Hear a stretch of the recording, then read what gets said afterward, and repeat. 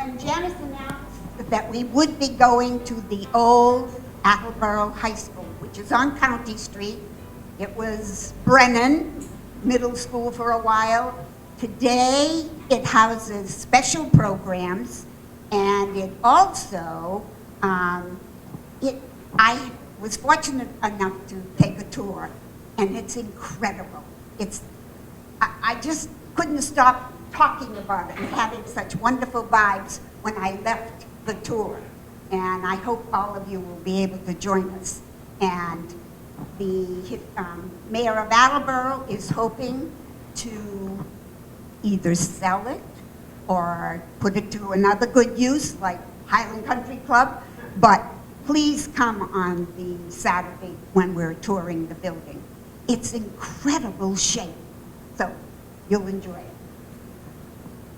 And speaking of Attleboro, Blue Pride, and if you have been in any of the programs for Attleboro High School, Blue Pride is everywhere, and especially nowadays because they're going to build a new Attleboro High School. Probably not till 220, I think it is, but I'm not sure. But anyway, Big Blue, I say, is always sort of competing with Big Red up there, and in that North Country, Big Red, North Attleboro. And this particular time of year, it's especially important to have that Blue Pride because during the Thanksgiving season, things happen in the athletic time of Attleboro High School. And there's somebody by the name of Hilda. Who is Hilda? I know I'm Betty Fuller, but who is Hilda? And Hilda has a history with Attleboro. And unfortunately, with North Attleboro as well. So I'm going to give you a little bit of history about Hilda. And I'm going to read this. But I want to thank Mark Hoole from Attleboro High School. He's the athletic director at Attleboro High School, and he's given me a lot of the history, as well as Scott Dubuque, who attended Attleboro High School and was involved in the football season. So about Hilda, for the last 47 years, the trophy, affectionately known as Hilda, has been residing in either the trophy cases of Attleboro High School or North Attleboro High School. And the winner of the Turkey Day Classic earns the right to display the renowned piece of hardware until the two teams meet again. Well, this year, let me say this first. There have been times when she's been able to settle in and make roots in one location. And she's been at North Attleboro for a while. But why is it called Hilda? Research found that the trophy was donated in 1950 by a local businessman, Bob Romero. And 3 years later, the trophy was given the name Hilda. Why Hilda? Well, there was a wonderful woman, a mother of a player from North Attleboro. One of her sons was playing on the North Attleboro High School football team, and he was a famous Hall of Fame famous person, Clark Gay, and Mrs. Gay wanted to do something special for the team that year. And so she decided that she would invite the team to her home for a pre-game breakfast. And therefore, it started a tradition. And one of the mothers, she was named Hilda Gay. So that tradition began and it carried over into Attleboro High School as well. They now, each year before the Turkey Day games, both teams meet in their own respective, either high school or a restaurant or whatever. They can't go to Hilda Gay's home anymore, but they do have a pre-game breakfast. And so the first pre-game breakfast was held in 1952, and it continues, as I said, to this day. So the following year, after 1952, the members of the North High School squad decided to honor Mrs. Gay for her hospitality, and so they named the trophy Hilda. And little did they know that the name in the trophy would become this great part of the Thanksgiving Day tradition. So, fortunately, Hilda has been in North Attleboro High School this past year, and I think the year before that, depending upon who won the Turkey Day game. But Scott Dubuque went up and talked to Don Johnson, the athletic director and the coach for North Attleboro football team. And Hilda is with us tonight. And it does have the year that it was won by each respective team and the date and the score of the game and what have you. So it's rather special. And of course it has to be in a separate trophy case because it is large. So we thank Hilda Gay, but we also thank the North Attleboro High School team for naming her the trophy. This year, the Thanksgiving traditional classic game will be the 98th meeting at Tozier Cassidy Field in Attleboro, November 22nd. So hopefully Hilda can come and stay because it is the 98th year that we will be meeting with Hilda. So we want to have it back at Attleboro. So really go and support the Attleboro team. And as the trophy does go to the game. It used to be that they would have to have it moved to the respective high school. But now the trophy is there, so the winning team members can, get around it and scream and holler and whatever. So Hilda will be there. So remember, Blue Pride, November 22nd at Attleboro High School.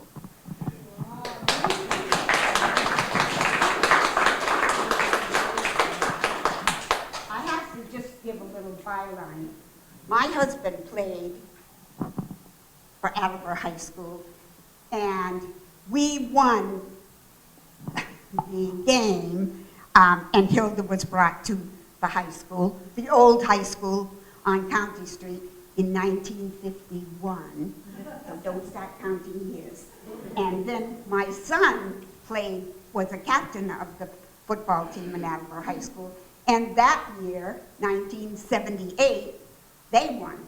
And Scott Dubuque and my son were captains. So I have a little special for Hilda.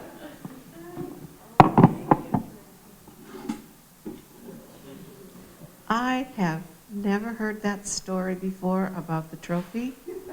I'm so excited because I loved going to Attleboro High School. And we were the last class in the old building and the first class in the new building. So now that was 50 years. Now it's been 50 years in the older building, and now they're going to have a new building. So hearing that story was wonderful. Also, I was very excited to see the class of 1963 was my class. And I just attended the 55th high school reunion that was held at the Blackington Inn this past Saturday. So of course we were talking all about this stuff. And I'm going to be, I don't mean to brag, but I was head majorette. And so that night, that afternoon, when I started to lead the band, with Mr. Silva being the head of the band, do you remember, Dick? when I started out to bring us down the field, I felt like I was flying high. All of a sudden, I felt my feet were flying, I had a big baton to lead and everything, and I thought I was going to take right off. It was so exciting to me. So hearing that story, I remember seeing it that year in our foyer. So it's going to come back this year for sure. I hope so. I hope so. But my name is Lauren Phillips Smith, and my mother is Betty Phillips. And last year, my sisters Priscilla and Melissa had the honor of coming up to the museum for the Founders Day celebration. And that was so exciting to us because we had never seen the fruits of all the efforts from all of you people here in the Bicentennial Commission and also the Attleboro Industrial Museum. I've been in contact regularly with Marion Wainwright, and she keeps me posted of doings, and I also talk to Clayton from time to time. So the archives that my mother has, well, she loved history and genealogy. My youngest sister, Melissa, now is the genealogist of the family. So she has all the family stuff.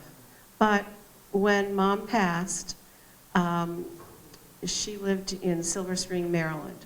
And so there were a number of things that were in the storage cabinet that belonged to her that she put together. And one of the things is my show and tell for you.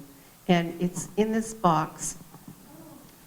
It's from the Bicentennial Commission years. Mom was chair of the Bicentennial Commission. And she saved every article, every picture, every note that was taken for the Bicentennial. And then because we didn't have computers or PowerPoint or anything like that, what Mom did was put everything on paper and put together this long, beautiful history of the Bicentennial Committee from the beginning to the end. It was displayed in the Attleboro Sun Chronicle window for I don't know how long. But this is what the Chronicle posted in the paper. And as you can see, it just went back and forth many, many times. And when my sisters and I found that box, it brought back so many memories. So we were just young. We were already gone at that point from the house. We had our own lives to lead. We were in our own communities. So we appreciated what was happening here, but we really didn't. We really didn't truly appreciate all that Mom did and all that everybody else in the community did. But then when we saw this, it was like unbelievable. So in this box is that whole thing. It's very fragile. But Clayton and I were able to get some of it out so that you can see that there are pictures of different kinds of events and letters and applications to apply for the different activities here in the city. It's just really cool.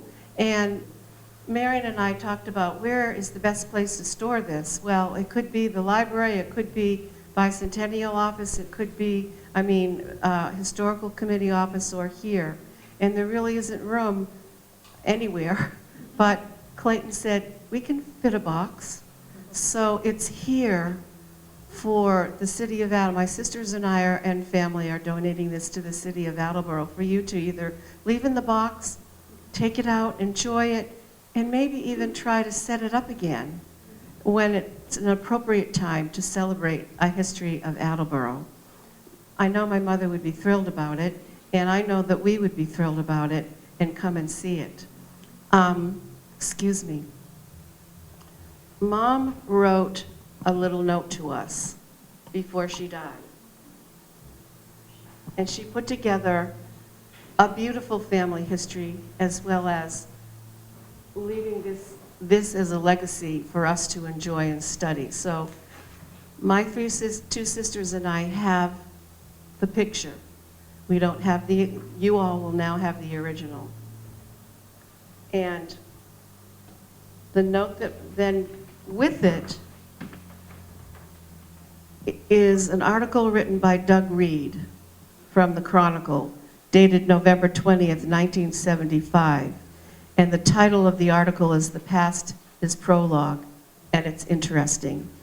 And it starts off by saying, for those of you who knew my mother, Betty Phillips is a low-key person.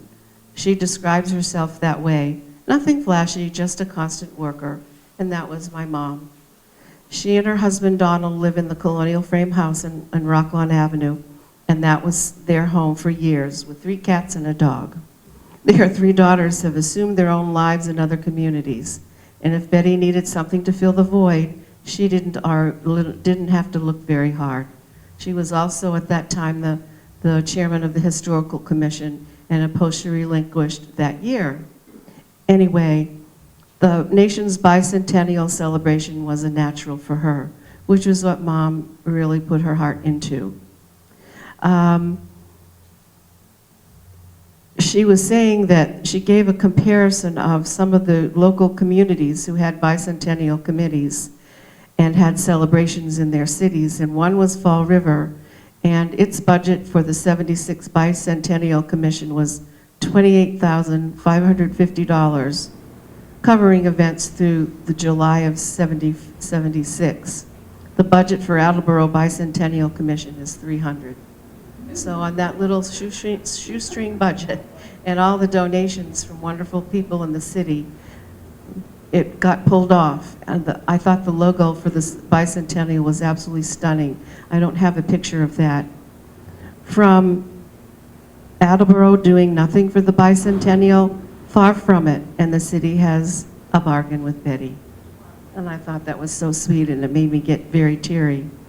Then there's a letter from Clarence Roberts talking about the article, and Clarence was the retired editor of the Sun Chronicle.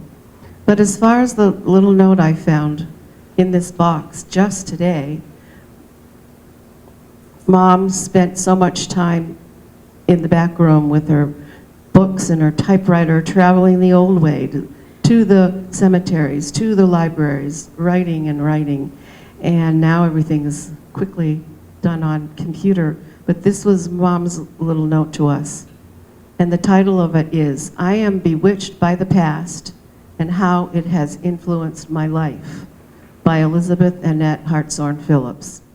And this goes with notebooks, volumes and volumes of family history, both on my mother's side and my father's side. The years go by and time is running out. I must gather together my reasons for this bewitchment and write it down on paper for my family, as well as for any curious persons living in the areas where I have found ideas from the past. You might even be feeling that yourselves. Perhaps I am feeling too self-confident and thinking that my stories are different from the usual town or family histories. But at least I can offer what I have studied and researched, resulting in a collection of facts, well documented but presented in a unique way. My resources come from many places in communications. So the end is a collection of merging the past with the present. The end result will be in 2 parts for my family. One, a new history of the city of Attleboro, Massachusetts, and the part our family played in it. The other part will be yesterday's world that is not too different than today's world.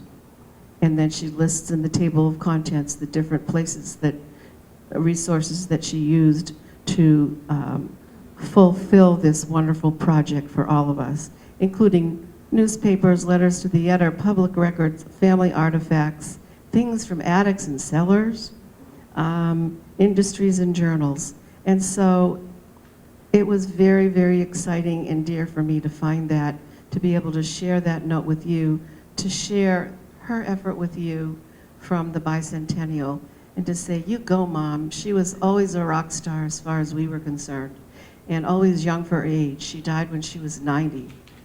And Attleboro was not her hometown. It was my father's hometown. But she loved it. She loved living in the house. She loved the people she met. She loved being part of the city and its history. And I thank you for honoring her here at the Industrial Museum And it just happened that I was going to be in town today, and Clayton said, Lauren, why don't you come on over to the committee meeting? And I said, oh, I don't know if I should come. I'm not a member. No, please come. So I thank you for welcoming me so well. And my third grade teacher's here, Jean Robichaud. Oh my gosh. So I behave.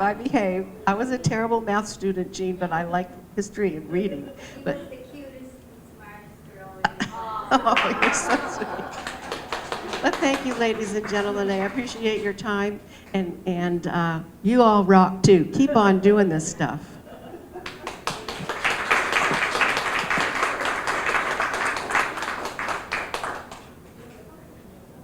I just said I'll go next because I'd like to say a few more words about Betty Phillips. Betty Phillips is one of the reasons that I am who I am today. Oh, you can't hear it?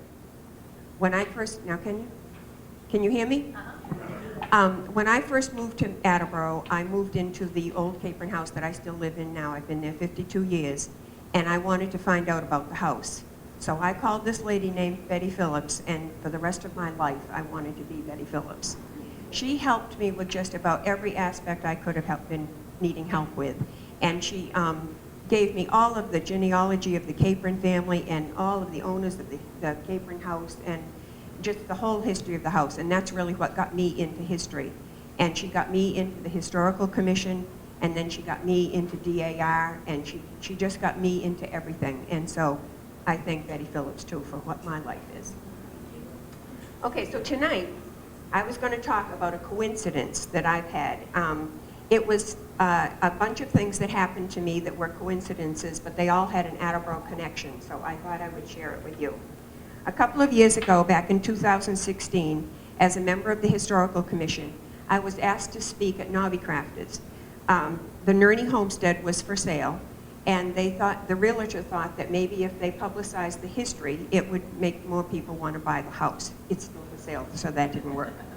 But anyway, I put on my little colonial outfit, and I went down and I told stories about the business, and I told tales about the house. And I most of all talked about the murals that were on the dining room wall.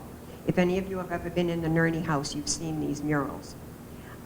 They were done by an artist named Alma Koloff, and they were all old Attleboro scenes. She did them about 1940. She lived from 1905 to 1972, and she loved to paint. The day after I did this talk, I saw in the Sun Chronicle in Grandma's attic an antique braided rug for sale in Rehoboth. So I thought, oh, I like old rugs, I'll go look at it. So I went to look at it, and I didn't end up buying the rug, it wasn't the right size. But I looked around the house, and I noticed these beautiful paintings on the walls. And I said to the lady, whose name was Elaine, I said to Elaine, wow, who did these paintings? And she said, my mother. And I said, wow, they're really nice. And she told me that when her mother died, she left 440 paintings in her own home. So I asked her what her name was, and she said, Alma Koloff. I was shocked. The day before, I was telling stories about Alma Koloff, and now I'm standing in her daughter's house looking at all of her paintings. She was the one who'd done the murals. When I told her this, she told me her mother was pregnant with her when she painted those murals at Nobby Crafters. So then she told me of trying to sell the 440 paintings that they found in the mother's house. So one day she stopped at the DAR house to see if they wanted to buy any. And they did. They bought one. But when she got done selling a painting to them, one lady said to her, I'd like you to come home to me. I have something to show you. It was Ruth Nerney, and she owned 200 North Main Street. So she took Elaine home, and they went, and Elaine got for the first time to see the murals that were on the walls in the dining room. And this is them. The first one is Colonel Blackington's shuttle shop. The next one is the Nerney homestead. Then this shows the Second Congregational Old White Church, the Archway Hotel, and when the railroad was on ground level. The next one is the DAR house, the old Powder House, which is up on Mount Hope Street in North Attleboro now. This is the original farmer's school, which used to be on West Street, where the dentist's office, well, it's not even a dentist's office anymore, now it's something else. But But they moved that house down to North Ave. It's 2 houses down from me, and now it's a 2-family house. And then this barn and this house, I don't know what they are. So if any of you afterwards come up and look at it and can recognize those 2 properties, I'd love to know what they are. The last one is the town meeting house, which was on the corner of Clifton and West Street. It was the geographical center of Attleboro during that time period when the man who lived in my house built that building. They paid him $80 to do it, and the town used it for 60 years for a town hall.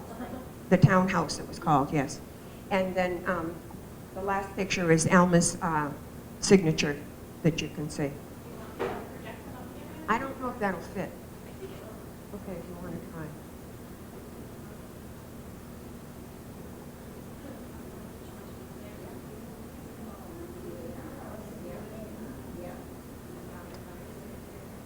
So we talked for a while longer, Elaine and I, after we talked all about the mural. Oh, there you go. It reflects a little bit. Anyway, you can look at them later if it reflects too much. So we talked a little bit about everything. She even liked my haircut, and she wanted to know where I got my haircut. So, you know, that kind of stuff.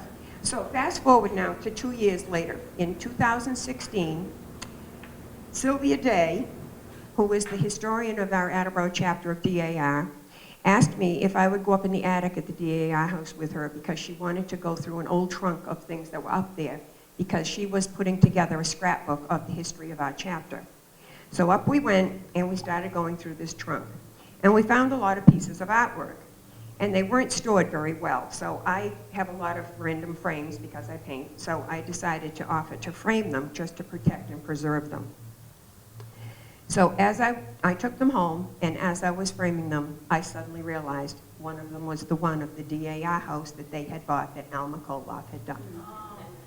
And so I brought that with me tonight too. You can see what beautiful work she did. So I ended up framing the painting. Wait a minute, where was I? So after the mother died, so she was telling me all about, wait a minute, after her mother died, so I was just so surprised when I was at home and I'm framing this painting, and then I look and I see Alma Koloff's signature. It's right down here. And it matches the one on the dining room wall. And I was just in shock about this whole thing. You know, everything was a coincidence all the way along. And then, if I didn't think that was enough of a coincidence, the next day I went to get my hair cut, and Elaine walked in. She'd been using my hairdresser for the whole 2 years since I first met her, and I didn't even know it. So, anyway, the dictionary describes the definition of a coincidence as conditions or facts corresponding. So this is kind of a long, silly story, but I just thought it was quite a coincidence.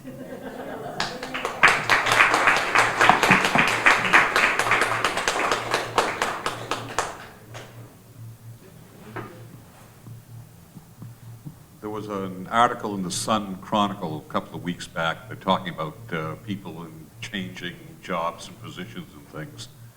And it came about that nowadays the average for staying with a company is about 5 to 6 years max. Most of them are like 3 to 4 years, and people move on to doing things. Well, going through Dad's stuff after he passed, I found some jewelry. Now, let's see. Dad graduated in 1933 and retired in 1980. So the cufflinks are his 15-year anniversary. The ring on the left is 20, 30, 40, and 45, all with the same company, all with Balfour's. He started out right out of high school in 1933 and retired in 1980. And he wasn't alone in it. There were a lot of people in Balfour's that did the same thing. It was a family affair, if you want to look at it that way. It's something that doesn't happen this day and age. So anyway, these are going out in the Balfour case. And that's all there is to it. The cufflinks are just got some little diamonds around the bottom of it. The 20-year ring is a black onyx in the background.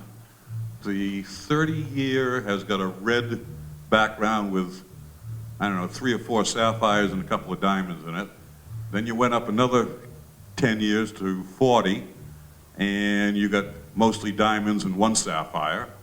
And then for 45, you got a big old sapphire up in the top and a row of diamonds underneath with the red backgrounds. Why they use red backgrounds with Balfour's? Balfour's was, you know, big old B and a blue shield. So, but anyway, they did. So they're going in the museum. That's it. But imagine 46 years with one company. Anybody else do that in here? I don't think so. So that's my story.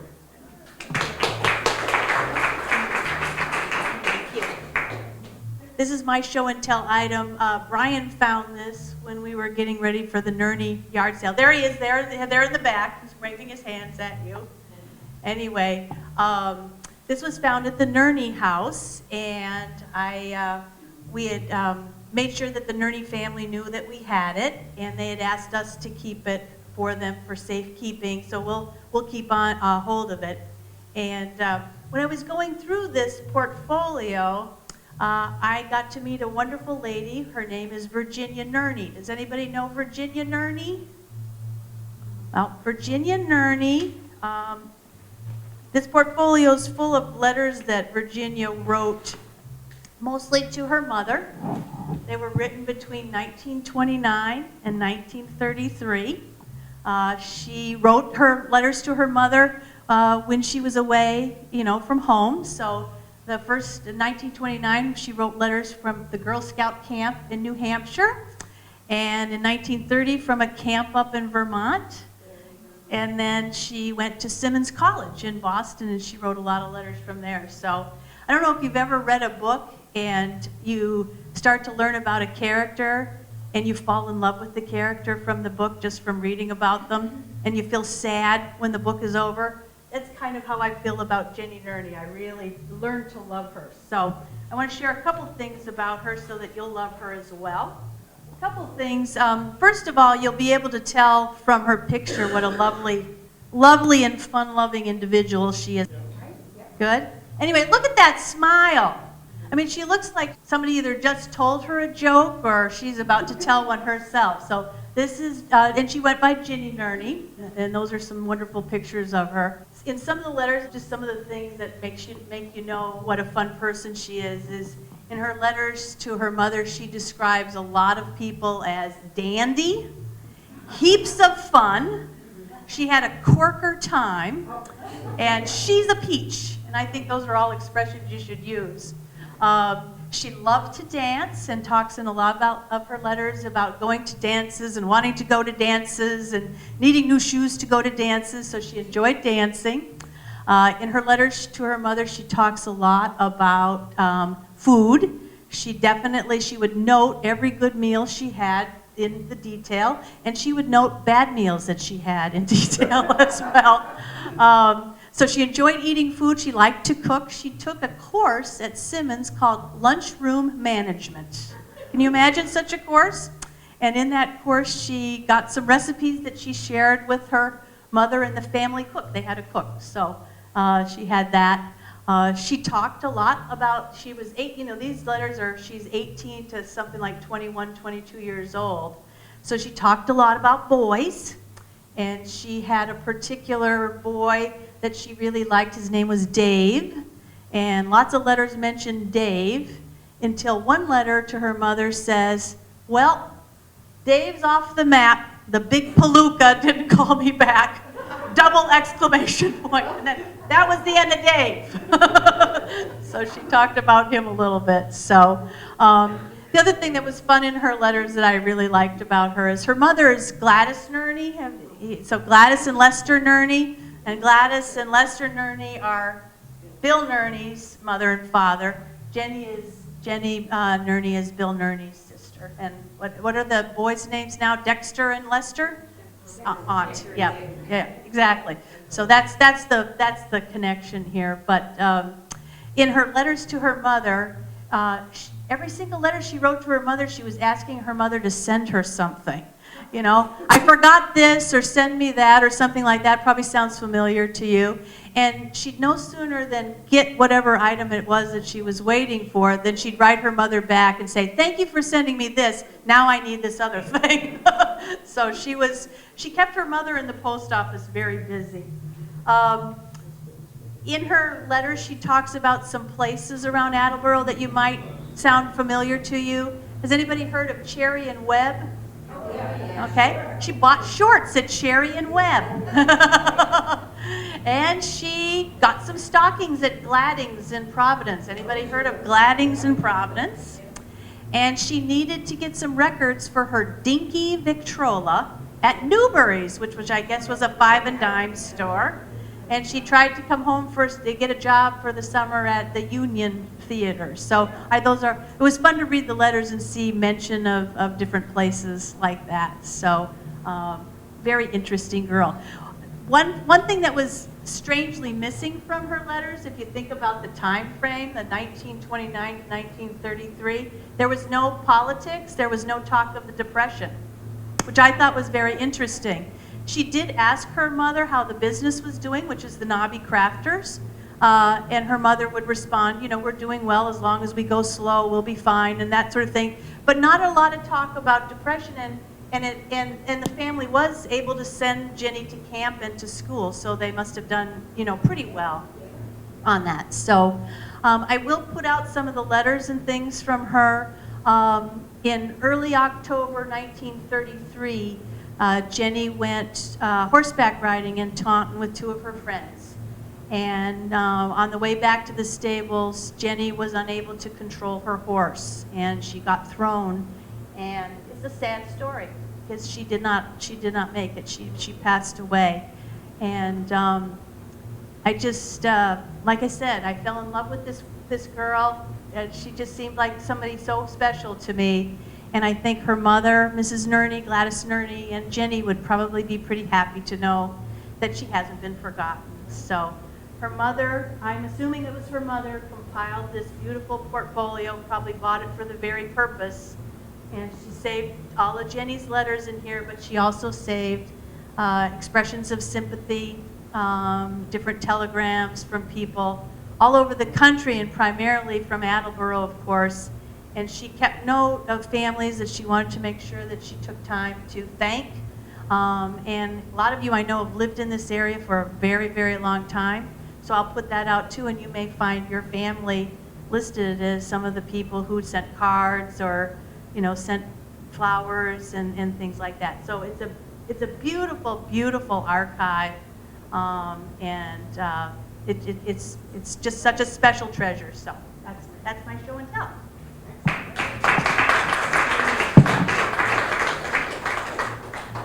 My name is Linda Giammarino. Thank you. I know a few people here. My teacher voice isn't good anymore. My husband and I, about little over 3 years ago, purchased the Joseph Reshad house on Newport Avenue. It was built in 1794, and we are unearthing all kinds of things. The house has not been taken care of in about 20 years. So we have a lot of things that we're undertaking, including the yard. And so we have a few things. I brought 2 small things today to share with you, because we never know what we're going to find. You were on a house tour a couple years ago. Yes, we were. And there were, I was told, around 200 people came through the house. I lost count because I felt like I was going up and down the stairs all day. But we have learned a few things recently, actually. We had a very unexpected guest arrive at my house the other morning. And the man had purchased the house in 1976, and he lived in it until 1983. And he was one of the people who actually did a lot of the restoring of the oldness of the house. So, and he lives in Minnesota now. So he was visiting family, and he stopped to take pictures because he couldn't believe how beautiful the house looked. This was a bottle we found And someone told me it was the early 1900s that this was probably stuck in the ground. And this is an axe head that we found that definitely had been in the ground a long time. And the man who stopped to speak with us last week restored all of the floors on the first floor of our house by hand. At night after work, coming home from Boston, and on weekends, he and his wife purchased the house after it had been condemned. And he stripped layers and layers of paint so that he could keep all of the original woodwork in the house. And he opened up the ceilings to expose the original beams. So he painstakingly did a lot of the work that we did not have to do when we moved in. But this is one of the nails that was actually, it's a post and beam home, so there's no nails that were used to build the house. But this is a nail that was used to hang baskets in probably the 1800s that was used in the beams. And it's one of the ones that was found when he opened up the ceiling.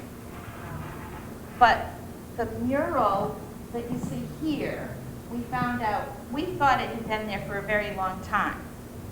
And when we were on the house tour, 2 people did come through and speak to me about it. And they told me where this mill, or what this mill was. But because I saw so many people that day, I have no recollection of this mill. The man who I spoke with last week said that mural was not there when he left in 1983.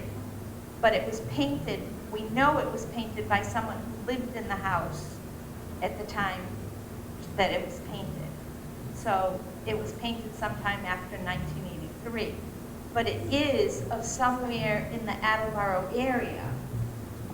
I thought it was in Attleboro Falls, but we're not sure. And there's obviously workmen down below. So if anybody knows who might be able to tell me where this mill is, I would love to know, because the mural is beautiful. It looks kind of yellow here. It's actually cream and like a burgundy paint, and it's definitely been there for a long time. It's not recent. So I'm assuming it was done shortly after 1983. Obviously, 2 people that day that we were on the tour knew exactly where it was. I just have no recollection of where, what mill it was. But we are now working on our gardens. Barbara has been over to the house, and we're trying to bring back, Joseph Richard was a single man. He was the Attleboro village merchant. And he apparently did a lot of gardening in the yard for some reason. But we're trying to bring it back to gardens of the late 17 and early 1800s. So we're trying to work with some different people to, we're doing it piecemeal, because we couldn't even see that there was a house behind us or a house to the side of us when we first moved in, because everything was so overgrown and it was really bad. So it's been 3 years that we've been working, spring and fall usually, and we're planning out our gardens for the fall and spring now. On the side of the garage, which is the original carriage house foundation, and the side of the house that's near the driveway side. So hopefully when people come by, they'll see that we're working on it a little bit at a time. Yes. Everything, I mean, maybe it's really tough, but because the men, the workmen at the bottom, it may not be in scale. No, it's probably not, Yeah, because there's nothing, I mean, I don't think there's any falls that look that big here, Yeah, but it looks like Niagara Falls almost. Yeah. So we have that to smaller. Or it could have been bigger at an earlier time. I don't know. And I'm curious more than anything else, just because everyone who comes into the house says, that mural is beautiful. And we've been looking for a signature because someone told me that sometimes they hide a signature. I've been with a magnifying glass and I can't find the signature anyway. When the man bought the house in 1973, there wasn't even a regular bathroom, and there was no running water, and there was a pump sink in what's the keeping room where the original cooking fireplace is. And he has the hardware from the fireplace, and he has the pump sink in his house in Minnesota. When he left, he took those and a few other things with him. So I can tell you what that is. In fact, that is in the picture right here. The recognizer outcropping, that's Tucker Falls, Main Street. The bridge is built right on top of that. The falls and the building in the background is slated built. And here's the entire bridge right here. Oh, okay. So where? So that's the Main Street Bridge constructed, like when you Yeah. Fearless, went right over that rock. Okay. And the people in the bottom are Native Americans. That's what they used to cross. Massasoit Indians used to cross there. And they're very familiar with it. It's a 5-man massacre, a 7-man massacre. They kidnapped the settlers there and brought them to the monastery and come and killed them. Those are Native Americans fishing down there. Okay. Oh my goodness. Wow. That's amazing. So they copied the painting and. Yeah. They actually copied the painting. Goodness. That's cool though. That's pretty cool.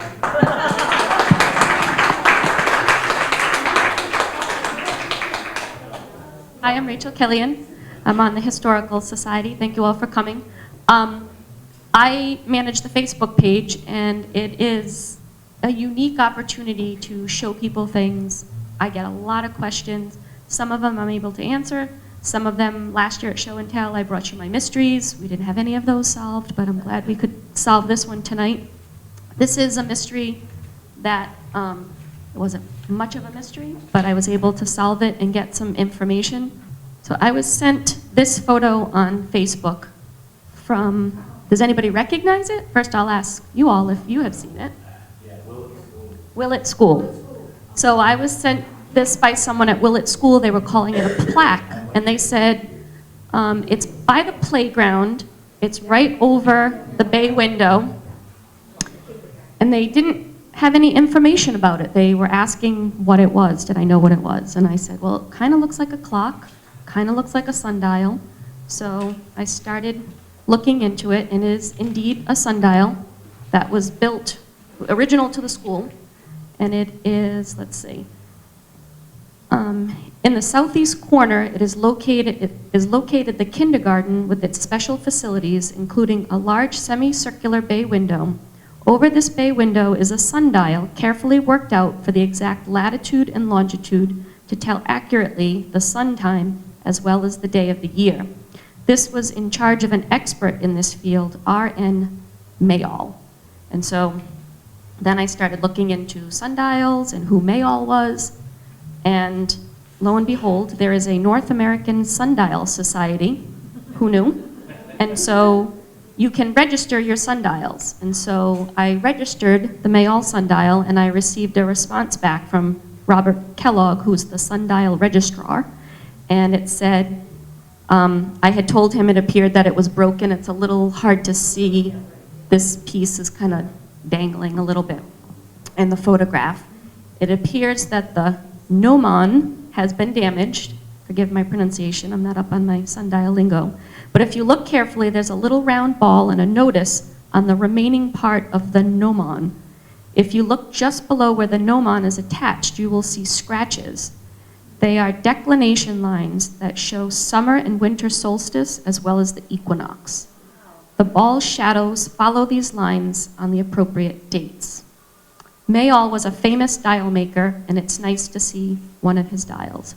So now the Willett sundial has now been registered. Maybe at some point they can have it fixed, but it was an original part of the design of the building in 1940 when the school was built. brand new. So another little mystery solved, and so I reported back to the Willett people, and they were super excited to hear that. And just another one of those things you kind of walk past in Attleboro, and it just, another little piece of history kind of lost for a little bit and recaptured when people start asking questions. So hopefully we can get some more answers for things on Facebook about some of our other mysteries, but that's my mystery. All right, we have one more mystery. This is hot debate among the yard sale people. So this is among the Nerney collection. And what does it look like? Bicycle rack. Oh, that's a new one. We had wood rack. I'm thinking beach chair. Looks like it goes in, but that's a tiny bottom. It folds. It's wood. It will not stay. If you put it this way, oh, maybe it does stay if it goes that way. There was another way that if you put it that way, it collapsed. Joe's saying bicycle rack. I don't know. This way? Oh, What about if you put the leather end in the back and stand it like that? Will it stand? that's the way it collapses. It is definitely worn on this end more than anywhere else. No guesses, huh? I know, a drying rack. That's a new one. I hadn't thought of that one. There we go. No, we don't. This is one of our mysteries. This is, everybody's got to guess. And it is for sale. If you want to own whatever this is, it is for sale. If anybody thinks of what it is or finds out what it is, let us know. Socks on. Yeah. Or their boots or something. Well, when you get a chance to come up and look at things, take a look at it, handle it, look at where it's worn. Yeah, yeah. I was thinking it was like a beach back, like you could put the legs in the beach. Pegs or something? It's really hard to say. There's very little wear mark on most of it. Except for these back legs. So. Lucy, I think most of you, or some of you have this book from the 78, and I was just going through it. It has really the whole history of Attleboro. And I was just looking at some of the commentaries. Am I annoying you with this mic?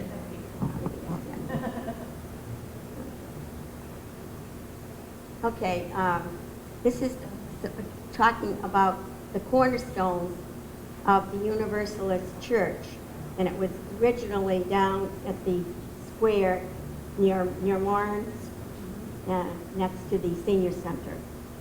Okay. The difficulty was free-thinking Universalism respected and powerful people. They, the members of the older churches, were rather polite because we had enough prosperous industrialists. Nevertheless, no Universalist was allowed to serve on the board of directors of the YMCA, presumably because the Universalists did not qualify as Christians, nor for many years were Universalists even allowed to be members of the North Main Street Y. Joseph Sweet let it be known that a generous contribution would be forthcoming, contingent, of course, upon the elimination of the nonsense about the Universalist ineligibility. Power and money prevailed. So stuff was going on back there. It's a political story from the other night. I'm sure you all have heard of the different controversy going on Beagle Club Road as far as parking and Manchester Reservoir and things like that. Well, I'm the last landowner of my father's family ever going back into the 1700s, and I own 1 acre of property over there, and it's on Beagle Club Road. So, of course, there's no house there. And so I know I've been keeping in touch with Jay DeLisio about all the controversy, which I had no idea was going on with the terrible things that were happening there. And Mom and Dad would have just been a wreck if they knew that the Betty and Don Phillips contribution to that conservation area was being abused the way it was by people who were doing shenanigans, so to speak. So I guess now there's a possibility that there'll be a nice little parking lot, et cetera. So because I was up here for the reunion, I thought it would be a good idea to go do this thing. So I did, and I called the mayor's office because it's his proposition to do about this lot, to have security cameras and keep the buffer of trees, et cetera, et cetera, et cetera. And I didn't speak for or against, I spoke well either way. But in the conversation with him, he was talking about having to do a new gate, blah, blah, blah. So that means there's money that needs to be done, made, and raised for this, which means the taxpayers of the city have to pay more money. So I said to him, well, I haven't talked to my husband, but I have a little bit of inheritance left for mom and dad. And so is there any possibility that I could donate some of that money to defray the cost of the parking lot? Whoa, yes, ma'am, you better tell me that. Anyway, he said that would be wonderful. So he announced how much I was going to give, which that's not really going to be the case until I see the bottom line. But he said, Lauren, he said, because you're going to be donating this parking lot, talking about money and power, I don't have any money and power. But he said, we'll name that parking lot after you. So from now and forever, it's going to be the Lauren Kimball Phillips parking lot. Yay! So if it happens, you go over there and visit. And I loved the story about the politics and power that you were talking about, because the politics and power were going on the other night. And I'm going to get a parking lot. Excellent. Well, I think this was a wonderful show and tell. Thank you, everybody, for coming out with your stories and for being such a good audience.